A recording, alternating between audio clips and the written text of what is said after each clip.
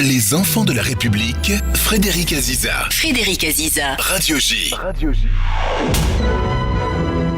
Bonjour et bienvenue dans Les Enfants de la République, dont vous êtes l'invité Roselyne Bachelot. Bonjour. Bonjour Frédéric Aziza. Alors votre vie, Roselyne Bachelot, votre parcours fait de vous une figure de la vie politique et aussi, quelque part, une actrice de la Ve République. Vous baignez dans la politique depuis votre enfance. Votre père était député de 1968 à 1988, année où vous lui succédez comme député du Maine-et-Loire. Votre activité, puis ensuite, vous avez occupé un certain nombre de fonctions ministérielles. Alors, votre activité, c'est ce livre Sacrément, ce que vous venez de publier chez Plomb. Vous le débutez, cet ouvrage, en critiquant sévèrement la dissolution et la nomination de Rachida Dati à la culture. Dans un pareil marasme, je n'ai que deux solutions. Je rentre au Carmel ou je me prépare un solide gin tonic. Je choisis la seconde option. C'est-à-dire, gin tonic, pourquoi et pourquoi faire ? D'abord, oui, effectivement, il y a une séquence. Je dis que cette année 2024 a été une annus horribilis.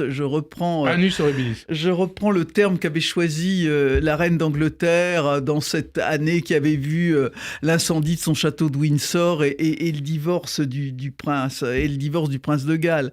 Et la séquence était affreuse, ce remaniement où il grille la cartouche. Je critique pas Rachida Dati, je dis que c'était une claque au LR et qui. Ouais, c'est une claque, mais on en reparlera. On en reparlera parce que vous dites qu'il devait éventuellement contracter une alliance avec le LR. LR, voilà, et pas claquer, et pas lui claquer le beignet, si j'ose dire. Et puis les élections européennes où au lieu de susciter Madame Hayet, qui est une fille de qualité, mais qu'on aurait dû préparer à mener cette liste avec au moins 6 mois d'avance, on lui donne 6 semaines. Qu'on a oublié. Oui, mais je ne sais pas si vous l'avez vu face à Viktor Orban au Parlement européen. C'est une fille qui a énormément de qualité. Et puis la séquence s'enchaîne parce que quand on se met à dégringoler la falaise, on ne se rattrape pas avec cette dissolution ratée, l'impossibilité pendant plusieurs semaines de constituer un gouvernement. Et moi qui suis à la fois une éditorialiste, une spectatrice engagée, une militante de beaucoup d'associations humanitaires, je regarde ça avec désespoir, j'emploie le terme. 6 mois après, où est-ce que vous en êtes ? Alors, dans vos réflexions, dans mes réflexions, je suis dans une expectative désespérée. Mais tout est possible, je cite cette phrase... Y compris le pire. Je cite cette phrase de Victor Hugo, pendant que nous sommes inquiets, il y a des mouvements souterrains qui se passent, mais je les trouve plutôt inquiétants que rassurants. Alors, puisque c'est le principe de cette émission, Roselyne Bachelot, d'abord, un mot sur votre parcours. Votre enfance vous prédestinait sans doute à une attirance pour la culture, c'est bien cela ? Oui, sans doute, parce que comme mes parents étaient d'origine très modeste, ils pensaient que le bagage intellectuel était la première chose qu'ils pouvaient me donner, essentielle. On faisait du piano, on faisait du théâtre, on faisait du chant. Vous débutez le piano dès l'âge de 3 ans et demi, et vous ferez jusqu'à 3-4 heures de musique par jour, et vous avez aussi une passion pour le chant. Ça a marqué le reste de votre vie, ça, non ? Ça a marqué le reste de ma vie. C'est vrai, j'ai eu la chance de faire beaucoup de musique. C'était une échappatoire de rêve aussi. Je me souviens que mais tout était lié aussi avec la politique. Mon premier disque, mon premier 33 tours, mes parents me l'offrent, c'est György Zifra au moment des événements de Budapest en 1956. Parce que tout est politique dans ma famille. Et c'était pas pour rien qu'on me donnait ce disque et des polonaises ou des concertos de Rachmaninov par György Zifra. Alors vous avez confié, vous parliez de vous, confié à Ouest France en 2010 avoir été un esprit indiscipliné, rebelle et contestataire, meneuse et toujours prompte à faire un mauvais coup. Ça vous a servi en politique et puis peut-être dans les ministères que vous avez dirigés ? Oui, ça m'a aidé, mais je crois que ce qui m'a le plus aidé, c'est finalement d'être une solitaire. Moi, vous savez, Frédéric Aziza, quand je rentre à l'Assemblée nationale, nous sommes 5% de femmes. Donc, on ne comptait pas sur nous. Aujourd'hui, on est plus de 50 ? Oui, non, on est à 42 ou 43. Aux alentours de 50. On s'arrange. Chez mes copains de LR, ils sont 33%. C'est toujours vos copains. ex-copains. Toujours vos copains. Oh oui, j'ai beaucoup d'amis, oui, Ouais, oui, ouais. bien sûr. Euh, L'amitié, oui, c'est que quelqu'un qui sait tout de vous et qui continue à vous aimer Et qui vous le dit, hein. et qui vous le dit, voilà. Et donc, c'est vrai qu'on n'essayait pas de nous embrigader, on nous considérait comme des oiseaux rares, et ça nous donnait une liberté, une liberté. Et puis mes parents, bon, deux résistants, ils m'ont appris qu'on n'a pas à être embrigadé. Et d'ailleurs, Mais- vous parlez de votre livre, dans votre livre de votre père notamment, et vous rappelez qu'il a été résistant, et c'est ce qui vous fait une comparaison avec Marine Le Pen, mais on va en reparler. Vous êtes aussi scientifique, hein. Est-ce que ça sert, est-ce que ça vous a servi en politique d'être une scientifique? Ça me sert dans la mesure où c'est une méthode où on sait les faits. Mhm. Je suis frappé. Nous recevions sur le plateau de la chaîne d'info où je travaille, nous recevions un député du Rassemblement national qui nous raconte des bobards. Et vous lui dites?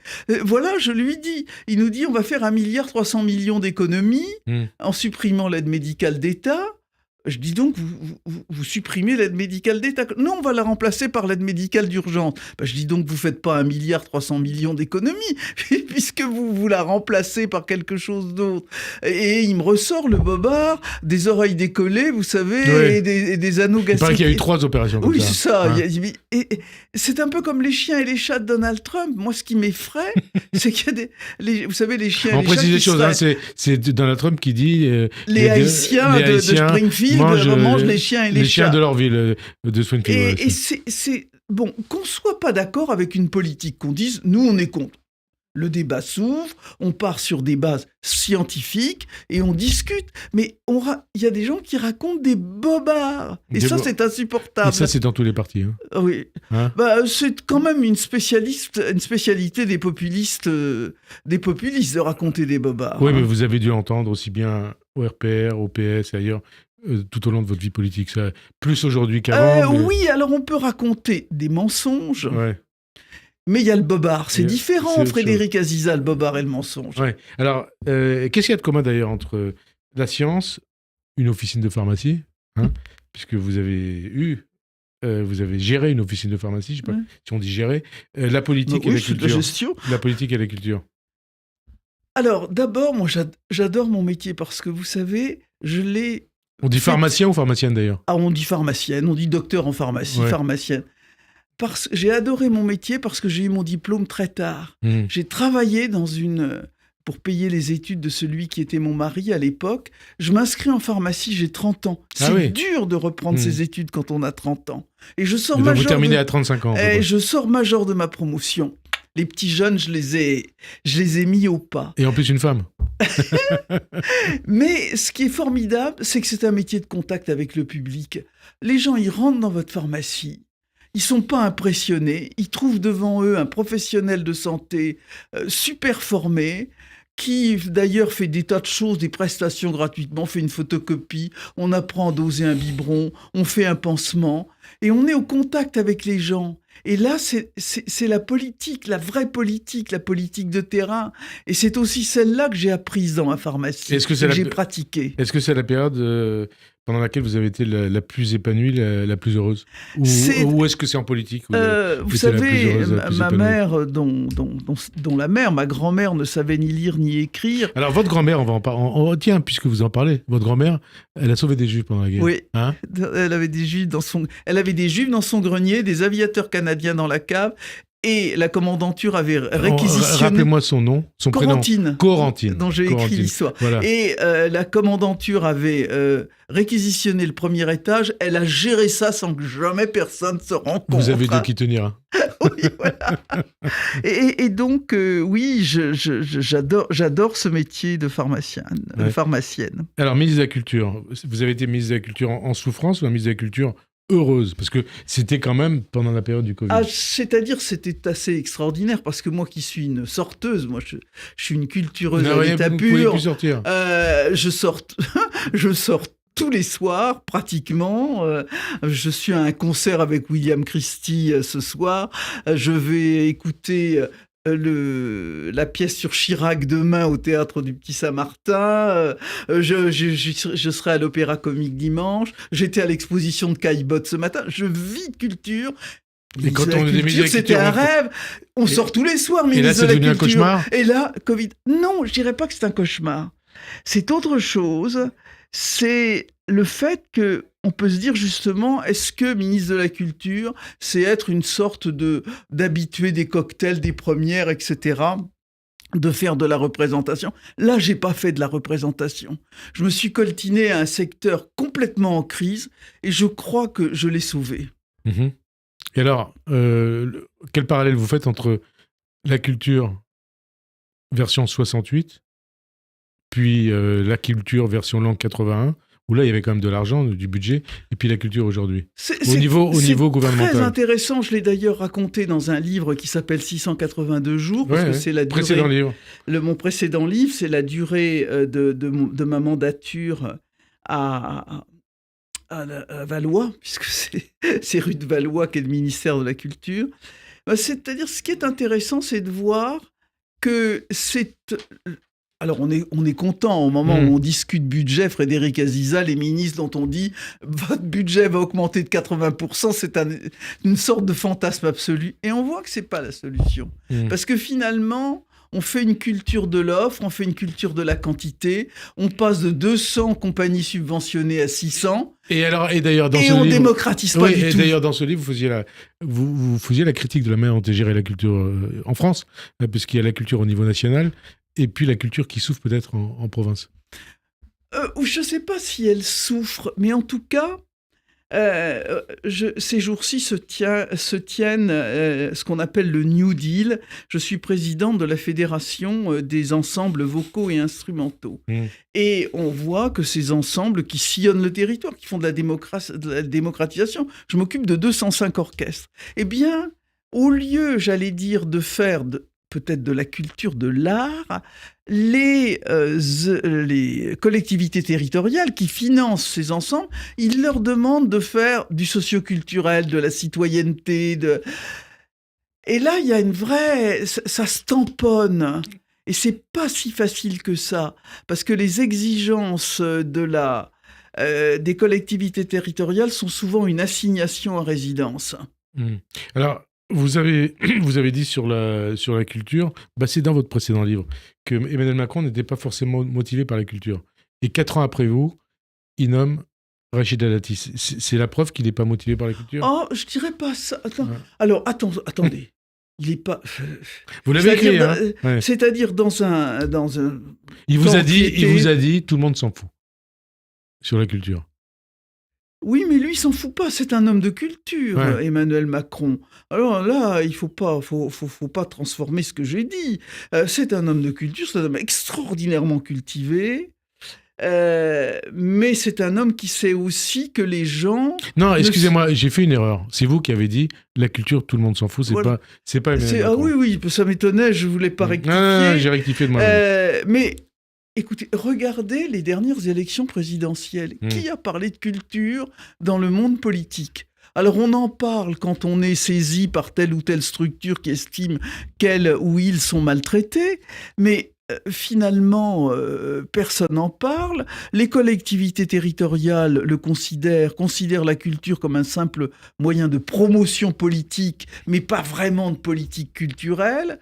Et puis, il faut bien reconnaître que nos concitoyens, pour la plupart, ne sont pas motivés. Et alors Dati, puisque c'était la question. Rachida Dati, la pauvre, c'est qu'elle se trouve dans une situation extrêmement difficile. C'est-à-dire elle arrive dans un... dans un gouvernement qui vient d'être manié, elle se cogne les élections européennes, une dissolution, elle attend pratiquement 2 mois pour se faire remettre en selle dans son ministère. Je vous posais la question crûment.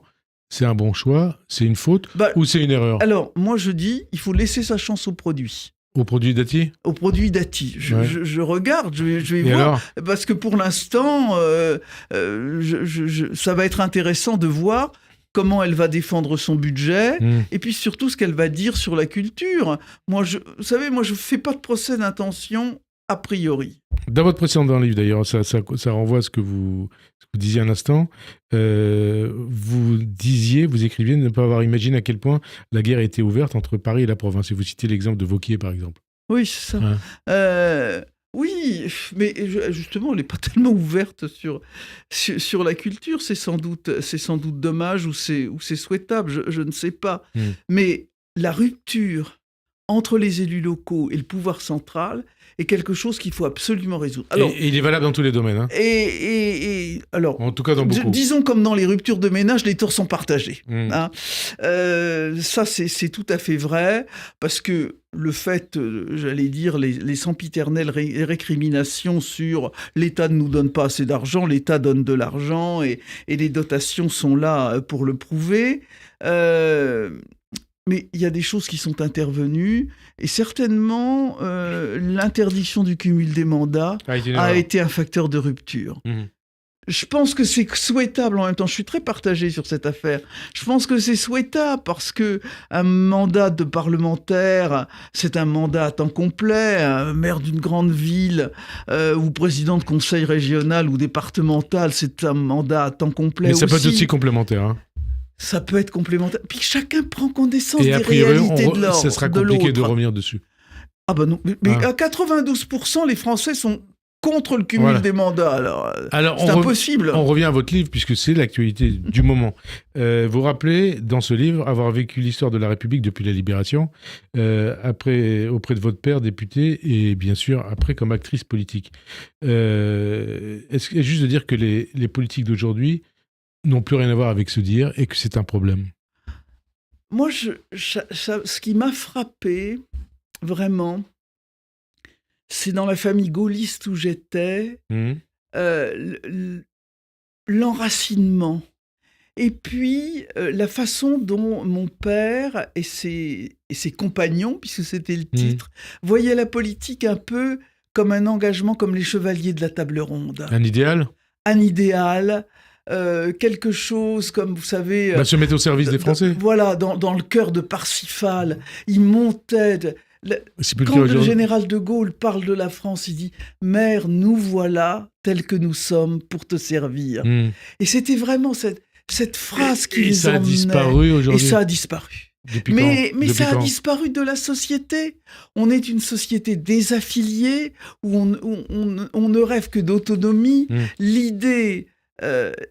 c'est une succession de moi. L'idée qu'il y a un moi social qui nous transcende, qui fait qu'on est comme les soldats de la guerre de 14, avec des lettres magnifiques, qui sont capables de mourir pour la France. Qui vous dit actuellement, vous allez interroger des jeunes étudiants à la sortie de Sciences Po, est-ce que vous êtes capable de mourir pour la France ?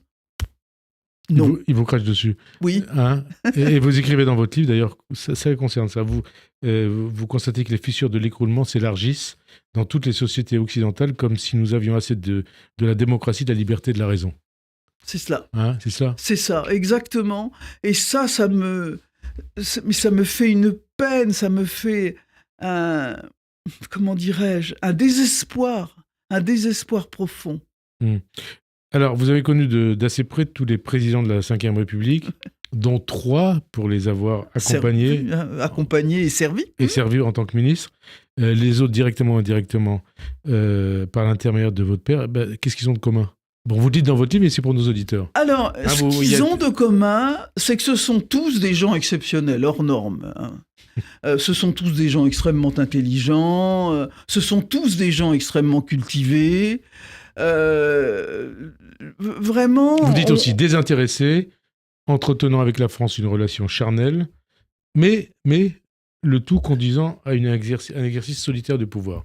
Oui, les hommes... Vous rajoutez d'autres choses. Hein. Les hommes sont ce qu'en font les institutions. Voilà, et vous dites que vous avez retrouvé du narcissisme chez tous, parce qu'ils étaient persuadés qu'ils avaient un destin et des capacités qui les mettaient dans l'histoire et qui n'étaient pas arrivés là par hasard, et que les meilleurs... mais vous dites les meilleurs sont devenus des monstres. Voilà. Mais les monstres, c'est Alors, ce n'est pas quelque chose une de qualité ou un monstrueux dans le défaut, sens voilà. de repoussant. Ouais. C'est d'ailleurs, c'est un terme d'affection, dit Ouais. petit monstre. Hein. Ouais. Ça s'emploie, monstre chéri, sacré monstre, monstre sacré. Des monstres, hein, c'est pas des salopards. Non, C'est- non, ce sont des gens hors normes, je Hors dirais, hors normes. C'est pas un président normal.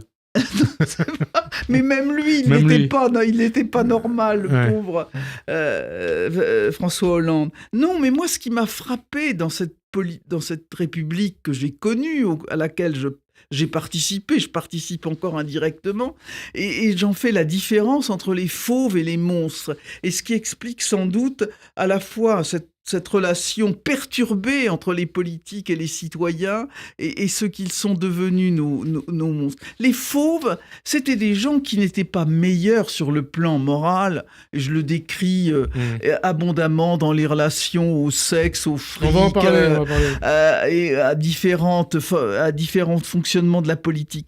Mais les gens comprenaient leur motivation. Ils obéissaient en quelque sorte à des règles que les gens comprenaient. Les électeurs, les Français. Oui, que les électeurs comprenaient et qui pratiquaient eux-mêmes dans leur vie personnelle ou dans leur vie professionnelle. Mais là, c'est les philosophes, les sociologues emploient le terme d'anomique. C'est-à-dire, il n'y a plus de règles, on comprend plus ce qui se passe. Aujourd'hui, hein, alors, vous vous lâchez dans ce livre quand même, hein, vous balancez, comme on dit. Hollande, écrivez-vous, semblait sympathique. Pourquoi ? Puisque personne ne le prenait pour un président de la République. Ben, je raconte cette anecdote parce que c'est un vieux préfet qui me l'a raconté, qui a connu tous les présidents de la République. Il dit que quand le président de la République arrivait dans une préfecture et rencontrait les élus locaux, les élus étaient rassemblés dans la salle des fêtes ou dans le grand salon de réception. Le président de la République rentrait. Les conversations s'arrêtaient, c'est comme s'il y avait un spot de théâtre qui suivait les présidents, et tout le monde attendait, applaudissait. Quand François Hollande rentrait, les gens continuaient à bouffer des petits fours et à bavarder. Et François Hollande, il a un problème, il n'allume pas la lumière. Il a été élu. Et oui, oui, ça, j'allais dire, oui. Il n'allume pas la lumière. Alors, on avance, parce que oui, voilà. Il y a tout un tas de choses dont il faut parler. Nicolas Sarkozy, vous dites, lui monter à l'assaut, chaque interlocuteur était un prospect à conquérir, pas de bouffe, pas de demi au bar, mais la nécessité de transmettre l'urgence, une démarche désincarnée où les individus sont des instruments de la conquête. Quant à Chirac, hein, vous l'appelez le grand Jacques. Le grand Jacques. Enfin, c'est comme ça, il était appelé comme ça depuis le RPR. Il avait cette gaudriole des banquets, des cochonnailles et des comptoirs de bistrot qui était le meilleur paravent pour masquer ce qu'il était vraiment, un grand bourgeois raffiné. Lequel est le plus efficace, a été le plus efficace dans sa fonction, le plus attachant, le plus humain. Et on parlera de Macron après. Alors, le plus efficace, moi, ce qui m'a frappé, c'est la capacité d'entraînement, ce qu'on appelle une capacité performative, c'est-à-dire la capacité de transformer une idée en action, c'est Nicolas Sarkozy, à l'évidence. Nicolas Sarkozy, c'est impressionnant. Moi, je l'ai vu, je le raconte dans ces Jeux Olympiques de Pékin, où il y a le conflit géorgien qui arrive. Il est là, il profite de la tribune où sont accueillis les personnalités pour la cérémonie d'ouverture. Il ne regarde pas les athlètes et le ballet. Il est là, il convainc le président américain. C'est pas un peu du Macron aussi ? Macron est pas un peu comme ça ? Oui, c'est vrai. Hein Macron est aussi comme ça, c'est vrai. Mais là, c'est d'une puissance absolument extraordinaire. Alors, sur Chirac, il y a un moment, on va dire, émouvant et triste à la fois, hein, qu'on parlait des ravages de son AVC. C'est-à-dire, oui, c'est quelque chose qui a été une grande peine de le voir diminuer à la fin de son mandat, même si j'en avais situé les prémices dès l'élection de 2002. J'ai vu à quel point il était fatigable. J'étais sa porte-parole en 2002. Bien sûr, de campagne. Hein. Donc j'étais au plus près de lui, avec Antoine Ruffnac, avec Jérôme Monod. Je suis une survivante d'ailleurs. Quand je parle de ça, je me dis, oulala, ils sont tous morts, les pauvres. Et vous dites, la vieillesse est un naufrage. Oui, c'est ce que disait effectivement le général de Gaulle, mais là, ça a été dur, terrible, ça a été très dur. Alors, vous décrivez aussi votre Chirac, votre grand Jacques, à travers quelques anecdotes qui vont plaire aux auditeurs, quelques souvenirs, comme celui-ci. Combien de fois en déplacement ne m'a-t-il pas dit, si vous l'écrivez, ma poulette, c'est vous, il ne faut jamais perdre une occasion de bouffer, de pisser Et de baiser. Et de baiser. Et quand il sortait des toilettes, il me disait toujours, il y en a déjà une de faite. Une de faite, hein, vous l'écrivez dans le livre. Et puis il y a cette autre anecdote qui m'a plu. Tony Blair, il est chez Tony Blair à Downing Street. Et il dit, oh, la cuisine anglaise, au début on croit que c'est de la merde, et ensuite...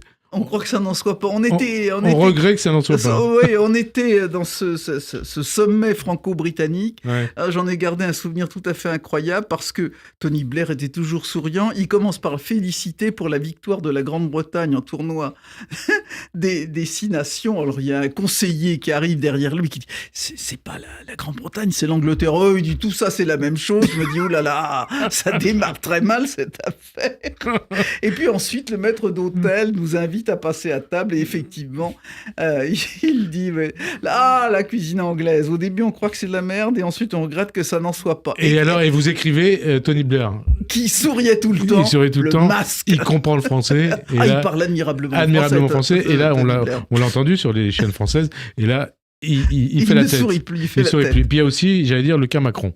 Hein, oui. Le cas Macron. Certes, écrivez-vous, plusieurs présidents de la République ont atteint des scores de popularité bien inférieurs à ceux d'Emmanuel Macron. Et vous dites en particulier ses 3 prédécesseurs, Hollande, Sarkozy, et on oublie Jacques Chirac. Mais vous ajoutez, on observe aujourd'hui cette détestation d'Emmanuel Macron, même dans des conversations de dîner parisiens, et j'en passe. Il se passe un phénomène de haine tripale. Vous parlez de détestation transversale. Oui. Je ne l'ai vu, moi qui suis une vieille bête, curieusement, je ne l'ai vu que chez le général de Gaulle. Il y avait la haine à son égard ? Une haine tripale qui venait des vieux collabos. Des vieux pétinistes de l'extrême droite bien rance, bien antisémite, qui détestaient le général de Gaulle, et puis aussi chez les rapatriés d'Afrique du Nord, pour des raisons compréhensibles. Tout ça étant mêlé, on retrouvait les mêmes briscards dans ces camps-là, et c'est-à-dire un désir de meurtre. Vous voyez, c'était plus de l'opposition politique. C'était un désir de meurtre, d'assassinat, qui s'est d'ailleurs concrétisé dans des tentatives, et heureusement ratées, mais dans des tentatives et alors, d'assassinat. Qu'est-ce qu'il y a de différent chez Emmanuel Macron par rapport à ses prédécesseurs qui suscitent quelque part cette hystérisation contre lui ? Est-ce que c'est sa politique ou est-ce que c'est l'homme ? C'est plusieurs choses, on peut pas.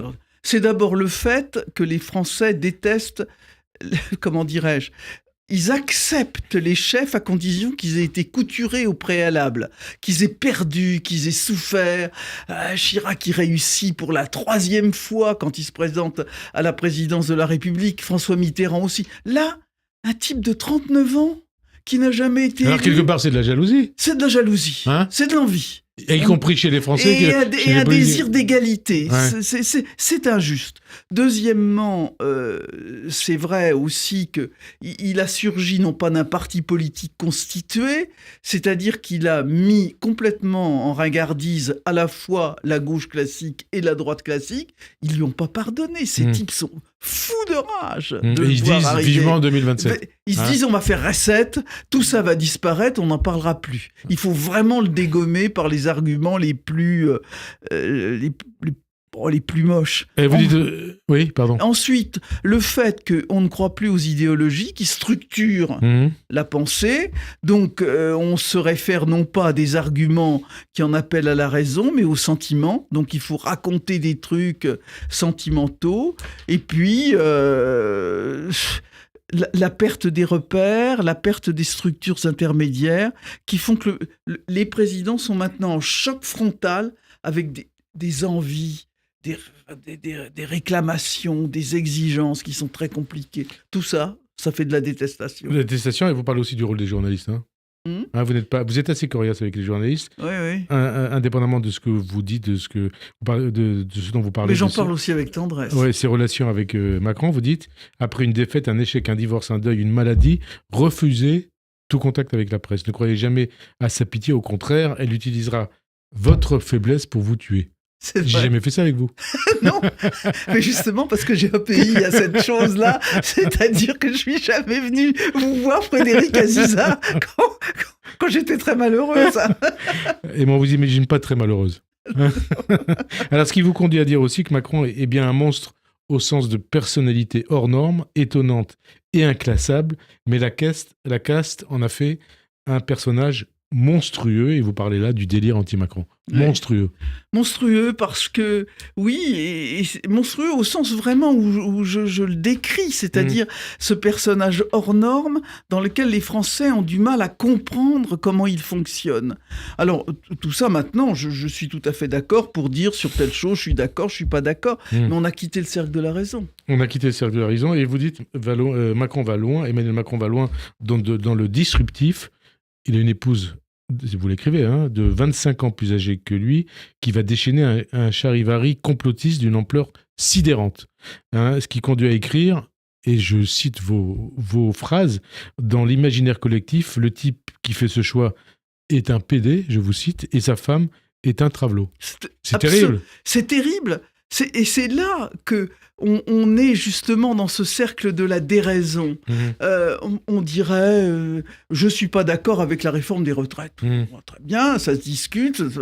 Je suis pas d'accord avec telle politique budgétaire. Il aurait dû faire ceci, il aurait dû faire cela.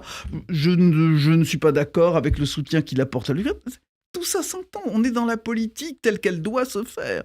Je dis pas que je partage ces opinions, loin de là. Mais faire ce genre de complot qu'on retrouve absolument dans la politique américaine, abject, dégueulasse. Ouais. Et moi, ce qui m'a le plus choqué, c'est que les complotistes fassent ça. On sait très bien les complots qui sont derrière. On sait très bien les forces du mal, les ingénieurs du chaos, comme dit Giuliano da Empoli dans son livre que vraiment je conseille pour expliquer ce qui se passe dans la politique actuelle. On comprend, mais on le retrouve chez des gens qui devraient... y compris chez des politiques. Vous citez cette anecdote quand vous êtes nommé au sein du gouvernement Castex, un député ou un député LR qui me dit tu rejoins le club des PD. Voilà. C'est fou. Et il n'a pas compris, ce député, que être homophobe, c'est une forme de racisme. Bien sûr, c'est absolument... Et vous qui avez subi aussi des attaques ignominieuses parce que vous étiez pour le Pacs et pour le mariage gay. Vous écrivez avoir reçu des milliers de lettres. Oui, pas loin de 30 000 lettres. 25 000, oui, c'est ça. Et ce qu'il y a, oui, c'est ça. Et il me dit oui, c'est pas. Et il continue, c'est pas vrai. Il les a recrutés dans un club gay. Voilà. Vous entendez ça et ce type est élu des nations. Oui. Type est et ça veut dire que ce qu'il vous dit à vous. Il le dit peut-être quelque part à ses électeurs. Ah, mais je raconte dans le livre qu'il y a un ami qui a une propriété historique et qui recevait le maire de son village régulièrement, tous les ans, pour un dîner de travail, d'échange, et qui le reçoit plus parce que ce type tient des propos d'une vulgarité vis-à-vis du président de la République et de son épouse qui sont insoutenables. On se demande pourquoi on en arrive là. Oui. Est-ce que c'est parce que vous parlez aussi de la place des réseaux sociaux ? Est-ce que c'est ça aussi ? Oui, il y a plusieurs, comme toujours, plusieurs raisons. Les réseaux sociaux, c'est évidemment un égout un égout de merde sur lequel flottent quelques étrons. C'est vraiment le... Répétez-moi ça, les réseaux sociaux ? C'est un égout de merde sur lequel flottent quelques étrons. Il y en a beaucoup. Ah oui, il y en a beaucoup. Il y en a beaucoup. Mais c'est un moyen. C'est pas les réseaux sociaux en cela, en eux-mêmes. C'est ce qu'on y met. C'est les ingénieurs du chaos qui mettent de la merde dans ces égouts de la pensée. Et il y en a beaucoup. D'ingénieurs du chaos. Oui. Là, je ne parle pas de la merde. Alors, vous parlez aussi de Marine Le Pen, la fille du dieu borgne. C'est vous qui édifiez ainsi. Vous parlez aussi de tout un tas de femmes, parce que là, vous parlez des femmes en politique. Qu'a-t-elle de différent avec celles que vous citez, Michèle Alliot-Marie, Simone Veil, Ségolène Royal, Sandrine Rousseau, Clémentine Autain, Rachida Dati, Martine Aubry ou Elisabeth Borne? On pourrait citer aussi Françoise de Panafieux. Elle est totalement différente. Parce que j'ai essayé de faire un portrait, je pense, original, peut-être parce que je suis une amatrice d'opéra, et que la Valkyrie m'a inspiré dans ce portrait, parce que le dieu Borgne, c'est Wotan, c'est le père de la Valkyrie. Et la comparaison, la similitude entre Jean-Marie Le Pen et Votan, le père de la Valkyrie, est absolument intéressant. Et ce qu'il y a dans la Valkyrie, c'est cette distorsion entre l'amour-haine, entre un père qui l'emprisonne dans un cercle de feu dont elle ne peut sortir. Et on voit bien que ce qui construit Marine Le Pen, c'est ce conflit insurpassable avec son père. Entre son père et elle. Il y a elle. quelque chose de touchant dans le portrait que vous faites de Marine Le Pen. Vous dites, on peut s'interroger sur la façon dont les parents de Marine Le Pen, donc Jean-Marie Le Pen et je me souviens plus de Pierrette Le Pen, ont pu protéger leur enfant de la violence et de la réprobation que la simple évocation de leur nom suscitait. C'est terrible, je pense à cette enfance où elle voit la maison, sa maison familiale, l'objet d'un attentat, où on lui demande dans ses études de droit de commenter un arrêt contre son père. Ça doit être terrible. Moi, j'ai eu la chance d'avoir des parents qui étaient des héros, qui sont des modèles, mais c'est drôlement réconfortant. Quand on a des parents qui sont haïs... Alors ça veut dire que vous lui dites bravo à Marine Le Pen ? Je lui dis pas bravo, je la plains. Vous la plaignez. Alors il y en a un peut-être que vous plaignez aussi, ou en tout cas vous êtes très dur avec lui, c'est Jean-Luc Mélenchon. Ah oui, ça, je me le paye là. Vous le payez, oui, vous balancez sur lui. Non seulement, je vous lis, je vous cite, non seulement un trotskiste, mais un robespierriste revendiqué qui a commencé sous Fifropé, c'est le titre du chapitre, et qui exerce aujourd'hui à une fascination qui dépasse et de très loin le cercle de ses sympathisants, car vous constatez que c'est l'homme le plus haï des Français. 2/3 des Français le détestent. Une détestation justifiée, Roselyne Bachelot ? Je le pense. Jean-Luc Mélenchon, c'est vraiment quelqu'un... J'ai analysé sa stratégie comme une stratégie de Bernard Lhermitte. C'est-à-dire qu'il s'est payé le Parti socialiste... Il s'est installé dedans, il l'a analysé, il a réussi à obtenir une investiture de sénateur, c'est quand même un sacré beau cadeau, et il est passé de l'un à l'autre en détruisant de façon systématique le Parti socialiste. Moi, l'étude de Jean-Luc Mélenchon, l'étude politique, d'ailleurs, je dis à mes lecteurs, je dis, écoutez, analysez ça, parce qu'à la limite, si vous voulez faire une entrée en politique, une entrée politique de salopard, évidemment, voilà, vous pouvez vous inspirer de ce qu'a fait Jean-Luc Mélenchon. Alors, je cite votre terme, sur le salopard Jean-Luc Mélenchon, vous dénoncez la défense par Jean-Luc Mélenchon du voile islamique, après qu'il l'a contesté quand il était ministre de Jospin, son soutien au Hamas, aussi dite organisation terroriste dont la finalité est d'installer la charia, la purge de certains de ses compagnons de route qui l'ont pourtant soutenu dans les moments les plus difficiles, ou encore son apparition le soir du premier tour des législatives avec Rima Hassan arborant un kéfier. Mais alors vous en avez un peu parlé, mais comment vous expliquez cette dérive, cette évolution de Mélenchon que vous avez connue il y a 30 ans. C'est pas quelque chose je dirais, de hasardeux. C'est quelqu'un qui a regardé la fameuse note de Terra Nova, où cette note dit il faut segmenter l'électorat, il faut abandonner la classe ouvrière qui n'existe plus. La remplacer par une autre. Et il faut remplacer par un certain nombre de segments. Et là, il y a un vote identitaire, ethnique, si on peut dire. Vous voulez dire musulman. Voilà. Et arabo-musulman, parce qu'il y a des Arabes qui pratiquent pas et qui ne sont pas musulmans. Arabo-musulmans, les persuadés qui sont les damnés de la terre. Les ouvriers ne sont plus les damnés de la terre. Ce sont eux qui sont les damnés de la terre. Et voilà, on va on va segmenter l'électorat et on va ainsi conquérir. C'est à la fois une stratégie efficace, mais en même temps une stratégie dangereuse à terme. Parce que le but d'un politique, c'est d'avoir un discours universaliste. Et on a beaucoup reproché à Mélenchon et ses proches, les élus de LFI, d'avoir une stratégie antisémite ou rôle antisémite depuis le 7 octobre. Vous l'avez ressenti ainsi ou pas ? Moi, je la ressens, si, oui. Comment vous la ressentez ? Qu'est-ce que vous en dites ?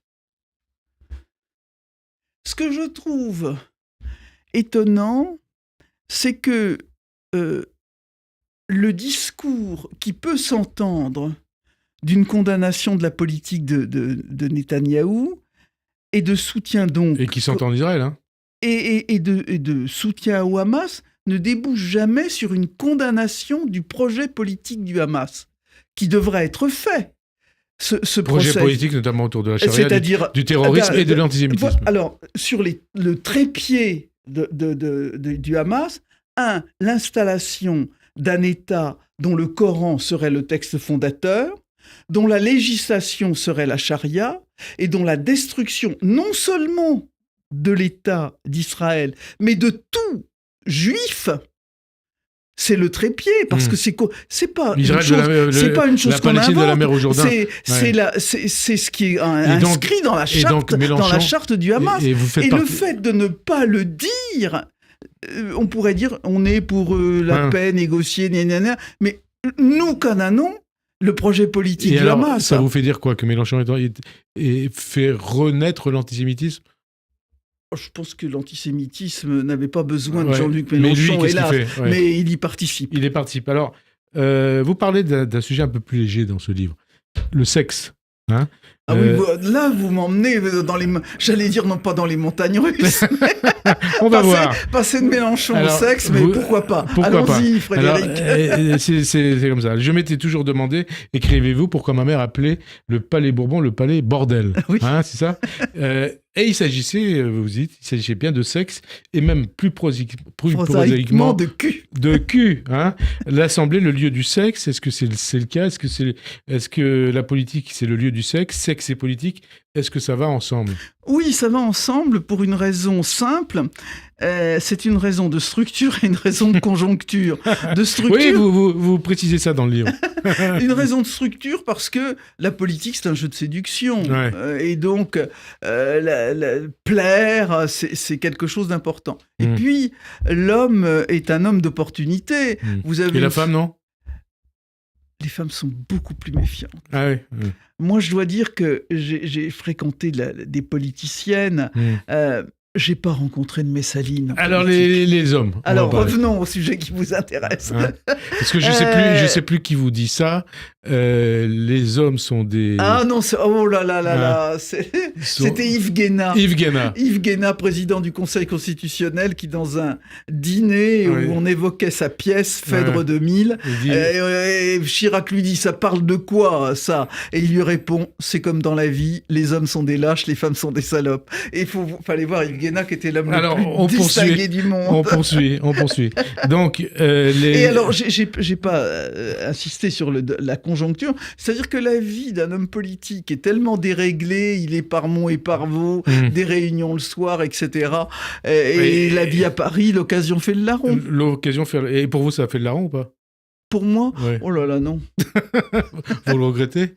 Non, je le regrette pas parce que j'ai aussi bénéficié d'un environnement affectif exceptionnel. Alors vous racontez, il nous reste 3 minutes, il y a plein de choses à aborder.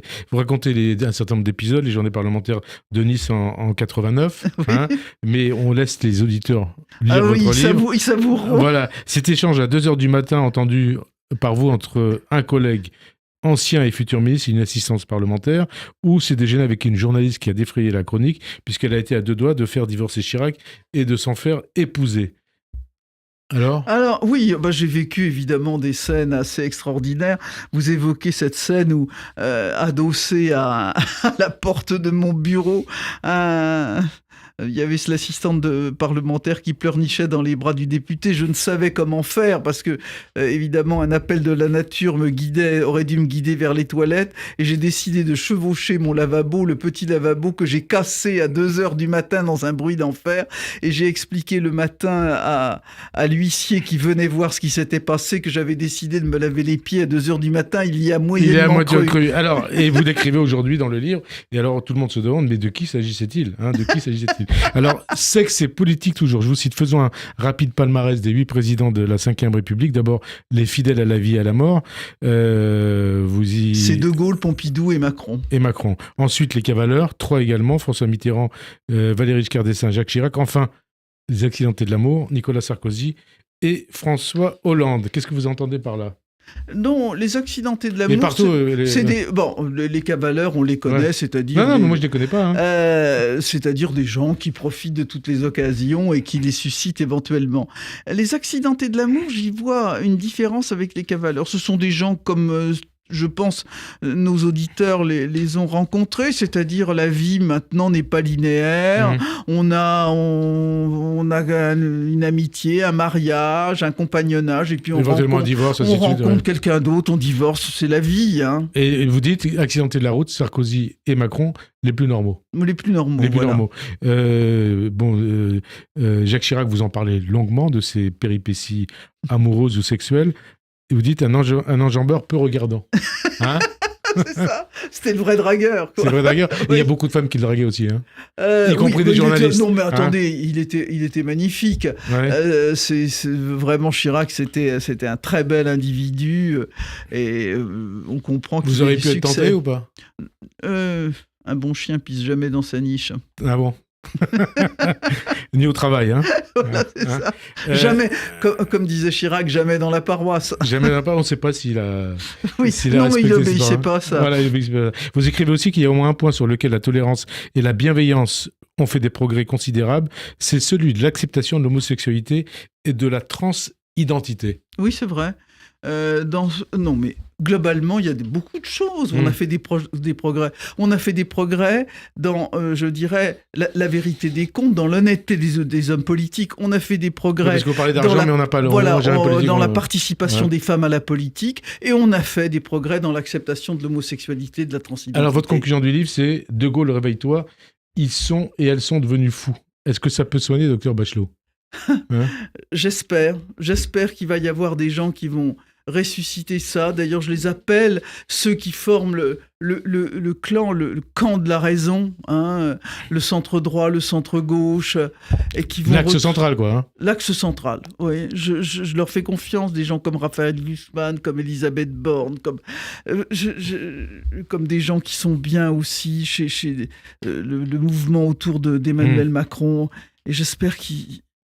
je sais pas, je souhaite bonne chance à notre pays. Alors, puisque vous êtes une passionnée d'opéra, hein, est-ce qu'il y a un opéra qui symbolise l'époque actuelle? Ou autre chose, ce que vous avez en tête? On voulait me faire chanter les Brigands, qui sont actuellement... C'est le programme de l'Opéra de Paris. Et alors, chantez-moi un air d'opéra. Je ne vais pas chanter les Brigands. Non, mais ce que vous voulez. On peut chanter Salut à la France de Donizetti, qui est en train de se chanter à ce moment. Salut à la France, qui est magnifique. Mais finalement, je vais peut-être chanter... Vainement, ma bien-aimée, on croit me désespérer près de ta porte fermée. Toujours je veux demeurer. C'est la politique. C'est la politique. En tout cas, merci, Roselyne Bachelot. Merci pour cette air d'opéra. Avant de conclure, je rappelle que votre livre Sacrément s'est publié chez Plon. Merci d'avoir répondu à notre invitation. Bonne fin de journée sur Radio J. À dimanche prochain. Merci.